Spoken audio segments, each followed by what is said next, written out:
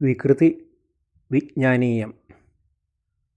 ചികിത്സാവിഷയത്തിൽ പുരാതനത്വം, ഫലസിദ്ധി, മരുന്നിനായി ഉപയോഗിക്കുന്ന സാധനങ്ങളുടെ പോഷകഗുണം തുടങ്ങിയവയുള്ള വിവിധ കാര്യങ്ങളിൽ ഭാരതീയ വൈദ്യശാസ്ത്രമായ ആയുർവേദം ലോകത്തിലെ എക്കാലത്തും മുന്നണിയിൽ നിൽക്കുന്നു. ഇംഗ്ലീഷ് ചികിത്സയെ അനുകരിച്ച് ശമനപരമായ ചികിത്സയാണ് ഇന്ന് പല ആയുർവേദ വൈദ്യന്മാരും നടത്തുന്നത്. രോഗികളുടെ ഉടനെ മാറണം രോഗം എന്ന ആഗ്രഹം മൂലം രോഗകാരണം അറിഞ്ഞ് രോഗത്തെ ബഹിഷ്കരിക്കാനുള്ള ശോധനപരമായ ചികിത്സ മിക്കവാറും ചെയ്തു വരുന്നില്ല. മരണത്തെ മുൻകൂട്ടി അറിയുന്നതിനുള്ള ചില മാർഗങ്ങൾ ആയുർവേദ ശാസ്ത്രത്തിൽ പറയുന്നുണ്ട്. മറ്റൊരു വൈദ്യശാസ്ത്രത്തിലും മരണത്തെ മുൻകൂട്ടി അറിയുന്നതിനുള്ള ഒരു മാർഗവും ഇന്നും കണ്ടുപിടിക്കപ്പെട്ടിട്ടില്ല. പരിചയസമ്പന്നരായ ആയുർവേദ വൈദ്യന്മാർക്ക് മാത്രമല്ല, മറ്റു ചില പരിചയമുള്ള സമ്പന്നന്മാരായ പഴമക്കാർക്കും ശ്വാസവികാരത്തിൻ്റെ നിലയും രോഗിയുടെ സ്ഥിതിയും കണ്ടറിഞ്ഞ് മരണത്തെ മുൻകൂട്ടി പ്രവചിക്കുന്നുണ്ട്. ശ്വാസങ്ങളുടെ പ്രത്യേക നില, തമനൻ, ചിന്നൻ, മഹാൻ, ഊർധ്വൻ എന്നിവയുള്ള വായുക്കളുടെ നില കണ്ടറിയാനുള്ള വൈദഗ്ധ്യം ചില ആയുർവേദ വിദഗ്ധന്മാരിൽ കാണുന്നുണ്ട്. ആയുർവേദ വൈദ്യശാസ്ത്രത്തിൽ ആ ശാസ്ത്രം പ്രതിപാദിച്ചിട്ടുള്ളത് പഠിച്ചറിഞ്ഞിട്ടുള്ളതിനാൽ അത് കാരണം അവർ മരണസ്ഥിതി അറിയുന്നു, മരണത്തെപ്പറ്റി മുൻകൂട്ടി പ്രസ്താവിക്കുകയും ചെയ്യുന്നു. ഈ ഗുണം മറ്റ് ചികിത്സാശാസ്ത്രത്തിൽ പ്രതിപാദിക്കപ്പെട്ടിട്ടില്ല. പുരാതന ആചാര്യന്മാരുടെ ഗവേഷണഫലമാണ് ഈ ഗുണവിശേഷം ഭാരതവൈദ്യത്തിൽ സുവ്യക്തമായി രേഖപ്പെടുത്താൻ ഇടയായിട്ടുള്ളത്. ആര്യ വൈദ്യശാസ്ത്രത്തെ എത്ര കണ്ട് പുകഴ്ത്തണം, അഭിനന്ദിക്കണമെന്ന് ആലോചിച്ച് നോക്കൂ. മരണത്തെ വളരെ മുൻകൂട്ടി നിർണ്ണയിക്കുന്നതിന് ആയുർവേദത്തിൽ അനവധി ലക്ഷണങ്ങൾ പറയുന്നുണ്ട്. ഈ വിഷയത്തിൽ ആയുർവേദത്തോട് കിടനിൽക്കത്തക്ക മറ്റ് യാതൊരു വൈദ്യശാസ്ത്രവും ഇല്ലെന്ന് പറയാം. ഒരു വർഷത്തിനുള്ളിൽ മരിക്കുന്ന ആളുകളുടെ ലക്ഷണങ്ങളും 6 മാസത്തിനകവും അതിൽ കുറഞ്ഞ കാലത്തിനുള്ളിലും മരിക്കുന്ന ആളുകൾക്കുള്ള ലക്ഷണങ്ങളും പറഞ്ഞിട്ടുണ്ട്. ഇതിന് വികൃതി വിജ്ഞാനീയം എന്ന് നാമകരണം ചെയ്തിട്ടുണ്ട്. രൂപം, ഇന്ദ്രിയം, സ്വരം, ഛായ, പ്രതിച്ഛായ, ക്രിയ മുതലായവയിൽ നിന്നും വികൃതിയെ ധരിക്കേണ്ടതാകുന്നു. ഈ വിഭാഗം ലോയിക്കോനിയുടെ മുഖവികൃതി വിജ്ഞാനീയത്തിൻ്റെ വഴിയെ തന്നെ ആശ്രയിച്ചിരിക്കുന്നതായി കാണാവുന്നതാണ്. കൂടുതൽ വിശദമായി വിസ്തരിച്ചുള്ള വികൃതി വിജ്ഞാനീയത്തിലെ ലക്ഷണങ്ങൾ പ്രകൃതി ചികിത്സകർക്ക് അത്യന്തം ഉപയുക്തമായിരിക്കുന്നതിലാണ് ഈ ലക്ഷണങ്ങൾ പ്രകൃതി ചികിത്സയ്ക്ക് പ്രയോജനപ്രദമായി തീരാനിടയുള്ള കാര്യമാണ്. മരണത്തോടടുത്തിരിക്കുന്ന രോഗികളെ രോഗം മാറ്റാം എന്ന വിശ്വാസത്തിൽ ചികിത്സിക്കാതിരിക്കാൻ വേണ്ടി ഒരുത്തൻ്റെ തലമുടിയും രോമങ്ങളും എണ്ണ തേച്ചില്ലെങ്കിലും എണ്ണ തേച്ചതുപോലെ തോന്നുമോ അവനും കണ്ണ് ഏറ്റവും ഇളകിക്കൊണ്ടിരിക്കുകയും ഒട്ടും ഇളകാതിരിക്കുകയും അകത്തേക്ക് വലിയുകയും പുറത്തേക്ക് തള്ളുകയും വളയുകയും വിസ്താരമേറുകയും ചുരുങ്ങിപ്പോകുകയും പുരികങ്ങൾ ചുരുങ്ങി ഞാന്നു പോവുകയും ദൃഷ്ടി ഉരുളുകയും സംഭ്രമത്തോടുകൂടി നോക്കുകയും മാടപ്രാവിൻ്റെ നിറത്തോടുകൂടിയതായി ആകുകയും തീക്കൊള്ളിയുടെ നിറം പോലെ ആകുകയും കാറ്റേറ്റിളകുന്ന പോലെ ഇളകുന്ന കൺപീലികളോട് കൂടി ഇരിക്കുകയും ചെയ്താൽ അവൻ 1 വർഷത്തിനകം മരിക്കും. മൂക്ക് ഏറ്റവും വിടരുകയോ ചുരുങ്ങിയിരിക്കുകയോ കുരുക്കളാൽ വ്യാപിക്കപ്പെടുകയോ ഊർധ്വഭാഗങ്ങളിൽ വീങ്ങുകയോ വിള്ളുകയോ ശോഷിക്കുകയോ ഇങ്ങനെയുള്ള വികാരങ്ങളിൽ 1 or 2 അല്ലെങ്കിൽ അതിൽ അധികമോ കാണുന്നുവോ അവനും താഴത്തെ ചുണ്ട് കീഴ്പോട്ട് തൂങ്ങുകയും മേലത്തെ ചുണ്ട് മേൽപോട്ട് വരികയും അഥവാ 2 ചുണ്ടും ഞാവൽപ്പഴത്തിൻ്റെ നിറത്തിൽ ഇരിക്കുകയോ ചെയ്യുന്ന അവനും 1 കൊല്ലത്തിനകം സിദ്ധി കൂടും. താഴെ പറയുന്ന ലക്ഷണങ്ങൾ കണ്ടാലും അയാൾ 1 കൊല്ലത്തിലധികം ജീവിച്ചിരിക്കാനിടയില്ലെന്ന് കാണുന്നു.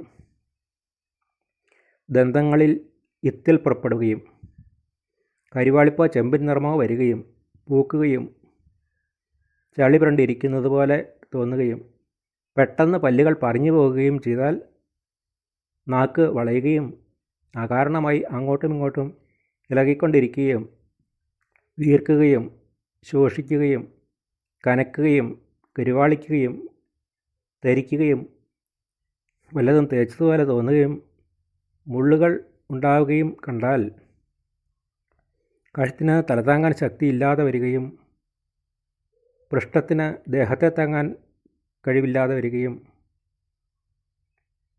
അണകൾക്ക് വായിലിരിക്കുന്ന ചോറുരുളയെ വഹിക്കാൻ ശേഷിയില്ലാതാകുകയും അകാരണമായി അംഗങ്ങൾക്ക് ഘനക്കുറവോ തോന്നുകയോ വിഷദോഷമില്ലാതെ തന്നെ കണ്ണ്, മൂക്ക്, ചെവി, ഗുദം മുതലായവയിൽ നിന്നും രക്തം ഒഴുകുകയോ ലിംഗം മേൽപോട്ട് വരികയും വൃഷണങ്ങൾ തൂങ്ങുകയും അല്ലെങ്കിൽ വൃഷണങ്ങൾ സ്തംഭിക്കുകയും ലിംഗം തൂങ്ങുകയും ചെയ്താൽ ഈ വക ലക്ഷണങ്ങൾ കണ്ടാൽ 1 കൊല്ലത്തിൽ കൂടുതൽ കാലം ജീവിക്കുകയില്ല. ഈ ലക്ഷണങ്ങൾ കൂടാതെ സുരതാവേഗത്തിനിടയിൽ തുമ്മുന്നയാൾ, മൂത്രത്തോടുകൂടി ശുക്ലവും ശ്രമിക്കുന്നയാൾ, മലവും മൂത്രവും ഒപ്പം പോകുന്നതെങ്കിൽ അയാളും 1 കൊല്ലത്തിലധികം ജീവിച്ചിരിക്കില്ല എന്ന് കാണുന്നുണ്ട്. ഇനി 6 മാസത്തിലധികം ജീവിച്ചിരിക്കാൻ ഇടയില്ലെന്ന് കാണിക്കുന്ന ലക്ഷണങ്ങൾ: പല്ല്, ചുണ്ട്, നാവ് ഇവ വരളുകയും കണ്ണുകളും നഖങ്ങളും കറുത്തു പോവുകയും ചെയ്യുന്നുവോ അവനും, മഞ്ഞ, പച്ച, ചുവപ്പ് ഈ നിറങ്ങൾ കറുപ്പായി തോന്നുന്നുവോ, അറുപിശുക്കാൻ പെട്ടെന്ന് ധാരാളിയാവുകയോ ധർമ്മനിഷ്ഠനായിരിക്കുന്നവൻ ചെയ്താൽ അയാളും, നെറ്റിമേലോ അടിവയറ്റിന് താഴെയോ മുമ്പേ ഇല്ലാത്ത ഞരമ്പുകളോ ബാലചന്ദ്ര ആകൃതികളായ രേഖകളോ കാണപ്പെടുന്നു അവനും, വെള്ളത്തിൽ മുങ്ങിയവൻ്റെ ദേഹത്തിൽ താമര ഇല പോലെ വെള്ളം പറ്റാതെ ഇരിക്കുകയും കണ്ടാൽ അയാളും, സ്വസ്ഥനായിരിക്കുന്നവൻ്റെയോ രോഗിയായിരിക്കുന്നവൻ്റെയോ പ്രകൃതി മുമ്പുണ്ടായിരുന്നതിൽ നിന്ന് വിപരീതമായി കണ്ടാൽ അയാളും, സ്വതേ മെലിഞ്ഞാൽ പെട്ടെന്ന് തടിച്ചാൽ പെട്ടെന്ന് മെലിഞ്ഞാലും ആ ആളും 6 മാസത്തിൽ കൂടുതൽ കാലം ജീവിക്കുകയില്ലെന്ന് കാണുന്നു. വെള്ളത്തിൽ മുങ്ങിപ്പൊന്തിയ ഉടനെ തന്നെ കൈകാൽ, മാറ് ഇവ ഉണങ്ങുന്നതായി കണ്ടാൽ അത് 3 മാസത്തിനുള്ളിൽ മരിക്കുന്നതിനുള്ള ലക്ഷണമാണെന്നും കാണുന്നുണ്ട്. 1 മാസത്തിനുള്ളിൽ മരിക്കുന്ന ലക്ഷണങ്ങൾ: ഏവൻ്റെ മൂർധാവിലെ മുഖത്തോ ചാണകപ്പൊടി പോലെയുള്ള പൊടി മെഴുക്കോട് കൂടി കാണപ്പെടുന്നു അയാളും, മൂർധാവിൽ പുകയുണ്ടായാൽ അയാളും, ആയുസ് 1 മാസം. മൂത്രം, മലം, തുപ്പൽ, ശുക്ലം ഇവ വെള്ളത്തിൽ വീണാൽ താഴുകയും തുപ്പൽ നാനാവർണ്ണമായിരിക്കുകയും എന്നത് മരണലക്ഷണമാകുന്നു. ഇവ ഏതെങ്കിലും ഉണ്ടായിക്കണ്ടാൽ 1 മാസത്തിലധികം അയാൾ ജീവിച്ചിരിക്കുകയില്ല. സാധാരണ ഇവയെല്ലാം വെള്ളത്തിൽ താഴുകയില്ല. 1 മാസം കഴിഞ്ഞാൽ മരിക്കാൻ ഭാവിക്കുന്നവൻ്റെ ഗമനം, വചനം ഇവ രണ്ടിനും മതമുള്ളവനോട് സാദൃശ്യം ഉണ്ടായിരിക്കും എന്ന് മാത്രമല്ല, മത്തിനുണ്ടാകുന്ന പോലെ വിറയലും ഉണ്ടാകും. കുളിച്ചിട്ട് ചന്ദനം മുതലായ കുറിക്കൂട്ടുകൾ പൂശിയിരിക്കുമ്പോൾ മാറിടം നല്ലവണ്ണം ഉണങ്ങിയും മറ്റുള്ള അവയവങ്ങൾ നനഞ്ഞിരിക്കുന്നതും കൂടി കണ്ടാൽ അയാൾ 15 ദിവസത്തിനധികം ജീവിച്ചിരിക്കുകയില്ല. ഒരാളുടെ ശരീരത്തിൻ്റെ പകുതി ഭാഗം ചൂടോടുകൂടി ഇരിക്കുകയും മറ്റേ ഭാഗം തണുത്തിരിക്കുകയും അയാൾക്ക് ചെവി പെട്ടെന്ന് കേൾക്കാതിരിക്കുകയും ചെയ്യുന്നതാണെങ്കിൽ ഒരാഴ്ചയ്ക്കുള്ളിൽ അയാൾ മരിച്ചു പോകുമെന്ന് കാണുന്നുണ്ട്. തലമുടി പറിച്ചാൽ വേദന അറിയാതിരിക്കുന്നയാൾ 6 ദിവസം കഴിഞ്ഞാൽ മരിക്കും. അന്നം ഇറങ്ങാത്തവനും മരണമെടുത്തുവെന്നറിയണം. കണ്ഠരോഗമുണ്ടെങ്കിൽ അന്നം ഇറങ്ങില്ല, അത് മരണലക്ഷണമാണെന്ന് ധരിക്കരുത്.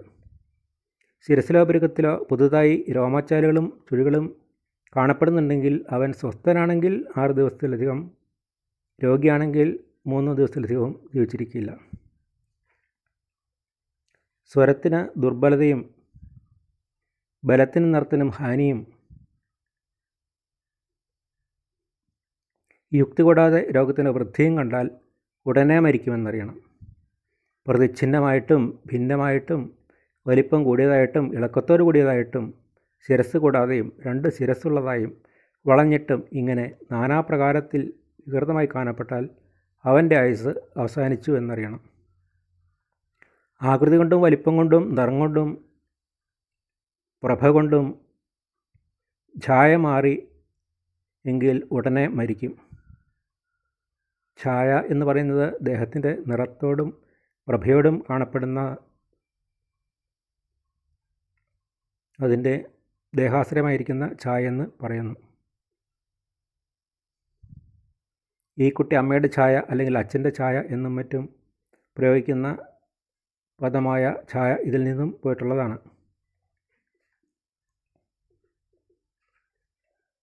ആകാശം മുതലായ 5 ഭൂതങ്ങളുടെ ഛായകൾ ബഹുവിധ ലക്ഷണങ്ങളോടുകൂടി ദേഹത്തിലിരിക്കുന്നു. ആകാശത്തിൻ്റെ ഛായ നിർമ്മലമായിട്ടും അല്പമായ കറുപ്പോടും അല്പമായ സ്നിഗ്ധതയോടും ശോഭനത്വത്തോടും കൂടിയാകുന്നു. വായുവിൽ നിന്നുണ്ടാകുന്ന ഛായ രജസ് എന്ന പോലെ അരുണവർണ്ണമായിട്ടും കരുവാളിപ്പ് ഭസ്മം പോലെ രൂക്ഷമായിട്ടും പ്രഭാഹീനമായിട്ടും ഇരിക്കുന്നു. അഗ്നിയുടെ ഛായ ശുദ്ധ രക്തവർണ്ണമായിട്ടും ജ്വലിക്കുന്ന ശോഭയോട് കൂടിയതായിട്ടും കണ്ണുകൾക്ക് സന്തോഷം കൊടുക്കുന്നതായും ഇരിക്കുന്നു. ജലത്തിൻ്റെ ഛായ ശുദ്ധമായ വൈഡൂര്യത്തിൻ്റെ പോലെ നിർമ്മലമായ അതിസ്നിഗ്ധമായ സുഖത്തെ ഉണ്ടാക്കുന്നതായും ഭവിക്കുന്നു. ഭൂമിയുടെ ഛായ സ്ഥൈര്യത്തോടും സ്നിഗ്ധതയോടുകൂടിയും ശുദ്ധമായ കറുപ്പോ വെളുപ്പോ ആകുന്ന നിറത്തോടു കൂടിയതായും കാണുന്നു. മേൽപ്പറഞ്ഞ പ്രകാരമുള്ള ലക്ഷണങ്ങളെ കൊണ്ട് ഛായയെ ഗ്രഹിക്കേണ്ടതാകുന്നു. പഞ്ചഭൂതങ്ങളിൽ ഏതിൻ്റെ ഛായയാണ് ഉള്ളതെന്ന് നിർണയിച്ചിട്ട് വായുവിൻ്റെ ഛായയാണെന്ന് കാണുന്നെങ്കിൽ രോഗവും മരണവും ക്ലേശവും ഉണ്ടാകുന്നതാണെന്ന്, മറ്റുള്ളവയുടെ ഛായയാണ് കാണുന്നതെങ്കിൽ മേലിൽ സുഖമാകുമെന്നും അനുമാനിച്ചു കൊള്ളേണ്ടതാകുന്നു. താഴെ പറയുന്ന ലക്ഷണങ്ങൾ രോഗികളിൽ കണ്ടാൽ ചികിത്സ കൊണ്ട് ഫലമില്ലെന്ന് നിർണ്ണയിക്കാം. ദേഹത്തിനും ജലത്തിനും ക്ഷീണത വന്നിരിക്കുന്നവന് കാൽവണ്ണകൾ അയയുകയും മൂക്ക് വളയുകയും കഴുത്തിൻ്റെ പിൻഭാഗത്തുള്ള മന്യ എന്ന ഞരമ്പുകൾ എടുത്തു പിടിക്കുകയും ചെയ്താൽ ഉടനെ മരിക്കുകയെന്ന് തീർച്ചപ്പെടുത്തണം. കണ്ണുകളിൽ മഞ്ഞനിറവും മുഖത്തിന് പുഷ്ടിയും ശംഖങ്ങളിലെ മാംസബന്ധത്തിന് അയവും ഞെട്ടലും ഉഷ്ണവും ഒന്നിച്ചു വന്നാൽ പിന്നെ അവനെ ചികിത്സിക്കരുത്. രോഗിയുടെ മുഖത്ത് കരുവാൾ യാദൃശ്ചികമായിട്ട് കാക്കപ്പുള്ളിയോ കരിമുഖമോ മറുവോ പുറപ്പെട്ടു കണ്ടാലും, മുഖത്തും പല്ലുകളിലും നഖങ്ങളിലും പൂപ്പ് കണ്ടാലും, വയറ്റത്ത് അനേക ഞരമ്പുകൾ പുറപ്പെട്ടു കണ്ടാലും, ശ്വാസഗതി മേൽപോട്ടായാലും, ദേഹത്തിൻ്റെ ഊഷ്മാവ് നശിച്ചാലും, കടലുകളിൽ കഠിനമായ വേദനയുണ്ടായാലും, ഒന്നുകൊണ്ടും രോഗിക്ക് സുഖമില്ല എന്ന അവസ്ഥ വന്നാലും ആളെ ചികിത്സിക്കുന്നത് കൊണ്ട് ഫലമില്ല.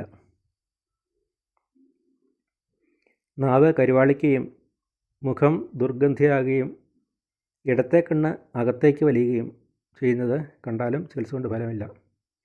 നെഞ്ചിൽ ഉഷ്ണവും ഉദരത്തിൽ അതിയായ ശീതവും മലത്തിന് അയവും തണ്ണീർദാഹവും കൂടി കണ്ടാൽ ആ ആളെ ചികിത്സിക്കരുത്.